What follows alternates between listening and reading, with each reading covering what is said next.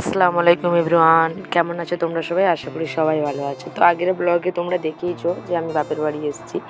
তো ভাবলাম আজকে চলো যে একটু বাইরে যেয়ে চা খেয়ে আসি। তো যাই হোক, নিজের অজান্তেই আমার আর আনাসের আব্বুর ড্রেসটা ম্যাচ হয়ে গিয়েছিল। তারপরে এখানে আমি আনাসকেও রেডি করিয়ে দিলাম।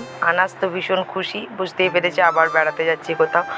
তো এখানে এলেই আমি একটা জায়গায় একটু চা খেতে বেরোই, মাঝে ভালো লাগে বাপের বাড়ি এসে একটু ঘোরাফেরা। তো তারপরে এখানে আনাস তো ভীষণ ক্যার দিচ্ছিল। তো এটা হচ্ছে আমার একটা ছোট্ট মিনি ব্লগ। তো প্লিজ ভিডিওটা ভালো লেগে থাকলে চ্যানেলটাকে সাবস্ক্রাইব করে দিও এবং সবসময় আমাদের পাশে থেকো। তো পড়ন্ত বিকেলবেলা কত সুন্দর ওয়েদারটা লাগছে দেখো, এবং এত ভালো লাগছিল চারিদিকটা। তো এখানে আনাসে একদম ঠান্ডা বাতাসে একদম গান ধরেছে। তো আমি যে জায়গাটায় চা খেতে আসি এত ভালো চা বানায়, দারুণ আর কি। তারপর আমরা এখান থেকে চা খাওয়ার পরে একটু ফুচকা খেয়েছিলাম। ফুচকা খাওয়ার পরে বান্ধবীর বাড়িটা ঘুরে বিকাল হওয়ার পরে যখন আকাশে চাঁদ দেখতে দেখতে বাড়ি পৌঁছে গিয়েছিলাম। তো এই দেখো, বলতে বলতেই চায়ের দোকানে এসে পৌঁছে গেলাম। তো এখানে আমরা চায়ের জন্য ওয়েট করছিলাম।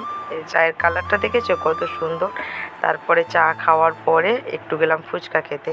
তো আজ এইটুখানি। সবাই ভালো থেকো, সবাইকে ভালো রেখো। আজ যাই, খোদা হাফেজ।